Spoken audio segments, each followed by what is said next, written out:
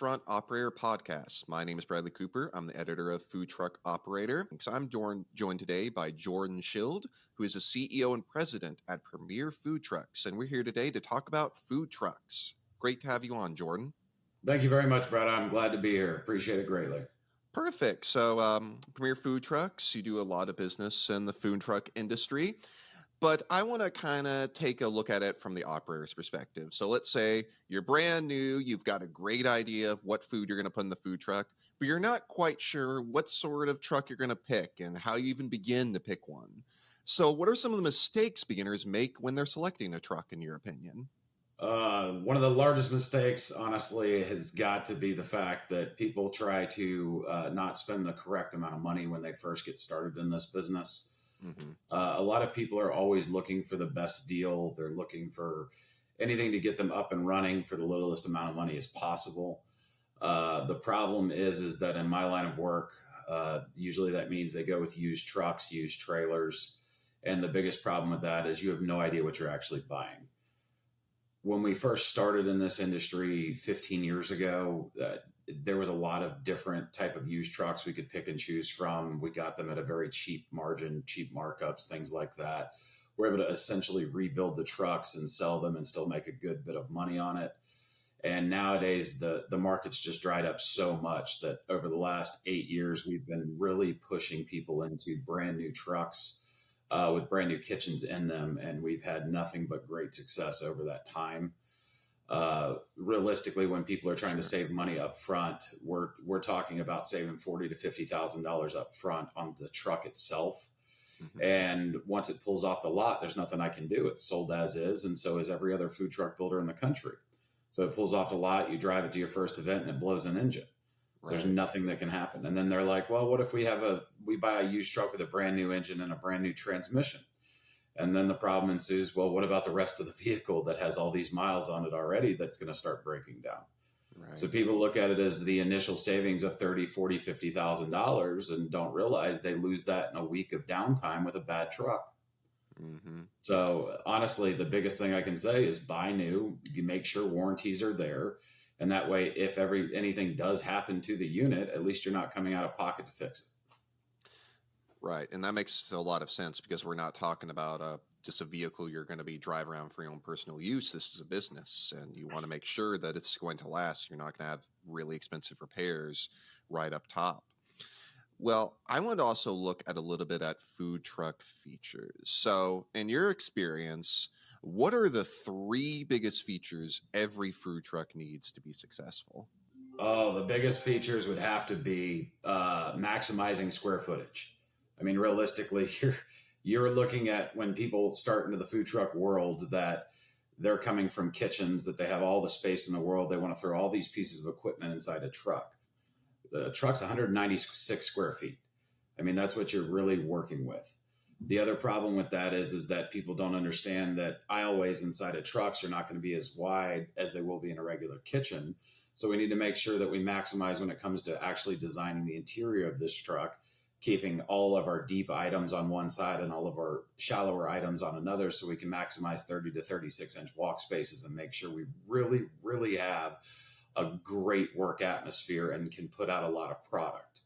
Another big thing that somebody needs to have in a food truck is sustainable power source. A sustainable generator, not something that you buy at Walmart, not something you buy at your local Harbor Freight, that's meant to run on an RV 6 to 8 hours a season in an emergency situation. I mean, utilizing the money that you have for a brand new truck, and then on top of that, a commercial diesel generator that can run 24 hours straight in a day and not have an issue working 8 to 10 hours, 6, 7 days a week for its lifespan, and making sure every time you go to turn your truck on that you have 100% power and reliability because you didn't cheap out in the beginning with it. And then really a really great feature to have something that is going to draw them in. I mean, realistically, vinyl wraps on the outside are very nice, very pretty. I can get anybody's eyes attached to a food truck and have them come to the window, but the final piece of the puzzle is going to be you. You have to have a dish. You have to have something that's going to separate you from the other 2,000 food trucks that are in the country working. So, I mean, those 3 things are very essential: maximizing workflow, On top of that, making sure you always have power when you turn your generator on, and having a good dish to bring people in and keep them there. Hmm. Yeah. Would you say, just kind of add a little onto that, that a lot of people really underestimate the upfront cost of food trucks? Would you say that's a common problem in your opinion? Yes, 100%. Hmm. And the real reason is they associate trucks and trailers very similarly, and they're not. Hmm. But the other problem is back when this industry first started really booming between 2008 and 2012. I mean, people were all they were doing was buying equipment and putting it inside of a truck and gluing it and taping it to hold it in Right. place. A lot's changed in the last 12 years. I mean, back then you could pick up a used step van for $5,000 or $6,000. That same used step Mm. van today is going to run you $35,000 to $40,000.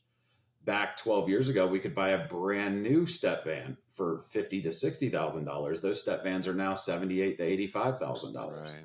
and that's before we ever touch a food truck and start turning a step van into a food truck. So especially here at Premier Food Trucks, everything we do is custom made in house. So all of our Hmm. stainless tables, countertops, shelving units, none of that stuff is store bought like some of our competitors do. Sure. So I mean, I don't have $15 an hour employees, $8 an hour employees. I have guys that specialize in metal fabrication here. Right. So I think a big problem is people come to the table expecting to get the perfect food truck for $60,000 to $70,000, and I see it all the time. Just in general, when I go out to food truck festivals and events, I mean, the trucks that I build compared to trucks that you get for the $50,000 to $60,000, I mean, it's just massively huge when you look Mm. at them in person. Yeah. So I want to also lean into another part you brought up about that branding. So what do you think makes a food truck stand out from the competition? Because I mean, when you look at a lot of food trucks events, there's food truck after food truck. So what makes it stand out in your opinion? For me, if you're not using a national brand similar to Auntie Anne's, Cousin's Maine Lobster, people that we build for consistently, something that really is going to stand out in the food truck world is definitely going to be just the vinyl wrap itself. People don't understand that simple is also better. They want to throw pictures of their food up on the truck. Oh, they look so good. They look so good. But I've been in the food truck world for a long time. If I wrap a picture of a food and it sits in the sun for 6 months, it's going to crack. It's not going to have the same effect that it did the day we installed it. But vibrant colors with great contrast, from satin backlays to high gloss finishes, making sure lights are present on the truck so you can be seen at night as well. So there's a lot of different ways to do it, and I mean it starts with having some imagination and trusting people that have done it a lot in the past. Right. That's a really great point. And I like your point about the pictures of the food because as a consumer, whenever I see that, I'm like, it's probably not going to look like that when it comes out to me. But Right. yeah. So you talked a little bit about how food trucks operators they want to save money, but are there some ways operators can save money without sacrificing that quality that they need to be successful? It's a very tough question to answer. Realistically, saving money in the beginning, I don't think is the right option. I think spending the money in the beginning and saving money over a 5 year lifespan is probably your better route. When you're looking at trucks, there's two main truck suppliers in the country when it comes to actual step vans. Generator is something that is very expensive on a food truck, but if you go with an off-brand thing, you can obviously be stuck without a paddle very quickly up the river, if you know what I mean. The best thing is if you're looking to save money, ask opinions. You don't People want to put convection ovens in food trucks. Convection ovens require a lot of power. If we want to minimize our footprint in regards to how large a generator has to be, making sure that all of our cooking equipment is propane based with no electrical elements so we can keep the size of the generators down. You don't want to sacrifice quality when it comes to your cooking and refrigeration equipment, because there's only one refrigeration company in the country that actually warranties their refrigerators inside of food trucks. They happen to come with a price tag on them. However, they are the only ones out there that if something does break, that they'll actually stand up to their product and fix it. So once again, I just don't see saving money in the beginning as the ultimate goal here. I believe saving money over the lifespan of a business is what the ultimate goal should be. Right. Yeah, I would agree with that because over time you can save money because you don't have to make those repairs and you learn how to do the business. Well, and people forget that it's not just the repairs. Repairs are minimal. It's Hmm. I have two events scheduled on a Tuesday, two on a Wednesday, two on a Thursday. My truck, my generator, something goes down. Now you're Right. talking about $8,000-$10,000 a day in just gross sales that you're losing. And Mm, then people can say, "Well, I have insurance, and they're going to pay you 60 cents on the dollar, and it's going to take you 6 months to get that money back from the insurance company, anyways." right. So, I mean, reiterating again, saving money in the beginning, I don't think should be our ultimate goal. I think saving money over a Hmm. lifespan should be the goal. Sure. I was curious if you had any opinions on battery power versus those generators, if you could give any So, opinions on that. so I have been in constant R&D and development over the last 12 months, trying to come up with a solution to generators and battery powered, and trying to figure out more environmental friendly, but also wallet friendly to our food Hmm. truck owners. And we actually have rolled out a few different items and options that we're still in the testing procedure stage. Mm, But the problem is that batteries are extremely heavy. right. We have not found a good, reliable system to compete with harsh temperatures in the summer here in the south and the Mm, freezing temperatures up north. Battery systems and everything like that are rated at 72 degrees at sea level. There's a mm, lot of science that goes into that, trying to figure out how long we can keep these trucks active and operational with a sure. battery system. And one of them being is my largest client, Cousins Maine Lobster. Their trucks generators run 8 to 12 hours a day, Right. and the battery comparison to that adds almost 2,000 pounds to the food truck. And Mm, I still have had issues in cold weather where we're using generators to service our battery systems, anyways. So right. my hope is to have a better answer on that question towards the end of 2025, because we're always trying to improve and improve on our product. Really great point. So I want to move into a little bit about, can you tell me about what Premier Food Truck offers to food truck operators? Because we've kind of touched on it a little bit here and there, but I really want to get the full story. So Premier Food Trucks offers a one-stop shop from where the day you pick up the phone until your last day in business in the food truck. We find and source the brand new unit for you. You don't have to go find, you can buy your own truck and bring it to us. We actually won't touch a used truck whatsoever. We haven't built one in 8 years. So from this very first phone call, you give us your concept, your idea. We will go through, we will engineer, we will design, work with you, give our advice throughout the entire interior setup for the truck. But I am not a chef. I only can tell you the science behind how to set up a kitchen. Some chefs have feedback. We go back and forth to make sure that we're doing everything we can to make sure that their ideas are correct and the flow and production are correct. However, there are times where people come to us and say, "This is exactly what we want." We build it exactly that way, from vinyl wrap design to install, full training seminar at the end of the truck on how to use it, how to maintain it. We do offer to guarantee all of our trucks to pass your local health codes and fire ordinances. We've actually written some of those across the country over the last 10 years. And our goal ultimately is just to be successful with you, because the more trucks that are successful on the road, obviously, the more successful we are. Do you offer any kind of like support lines for they can call if We have something like they have a 24/7 question? support. 24/7 support after the truck is picked up, during the truck build, everything. You can monitor our trucks being built online through Facebook. We update them every 2 days so you can see that your project is coming along. And the other thing is that we under promise and over deliver.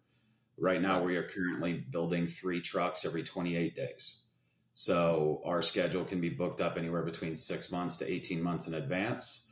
And there's Right. times where we can get people worked in and work some extra days and get them built within 3 weeks. Our Right. fastest food truck build, start to finish, was 9 days. Mm, So, but once again, with our schedule how it is, I think we have some availability at the end of July and August and September, and that's about it right now for the rest of the year. right. Pretty booked up. But the big thing is that the people you talk to are me.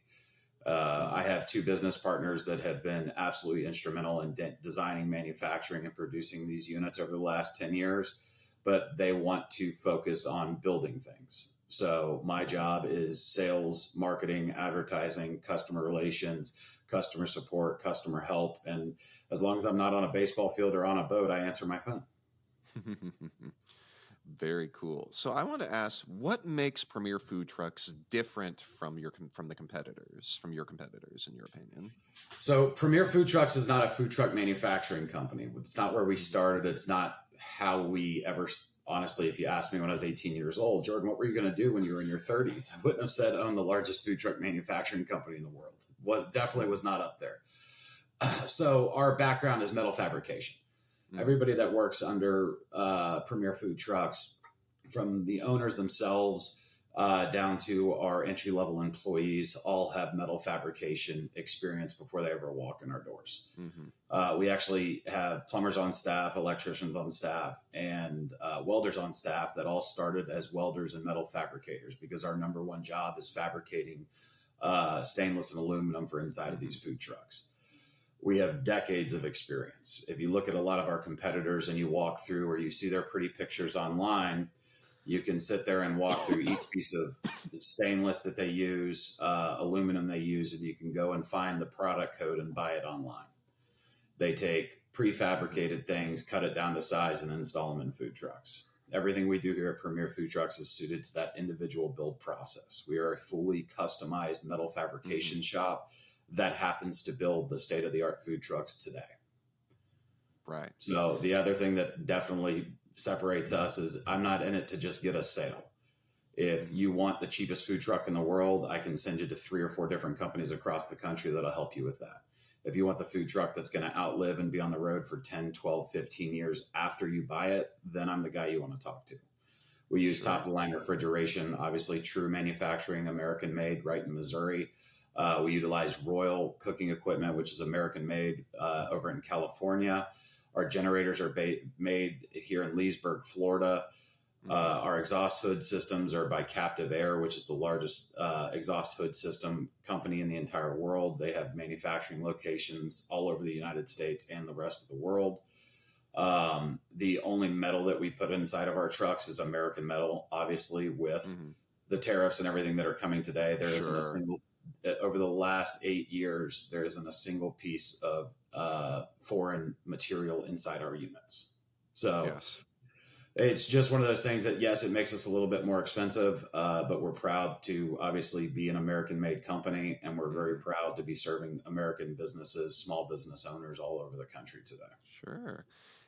Is there any particular success story you can think of that you're really proud of one food truck you helped get started? There are a few different food trucks all over the country that their success is weighted only in what they do. One of my favorite success stories that I've got to be a part of and help grow, obviously, is Cousins Maine Lobster, which is one of the largest food truck companies in the country.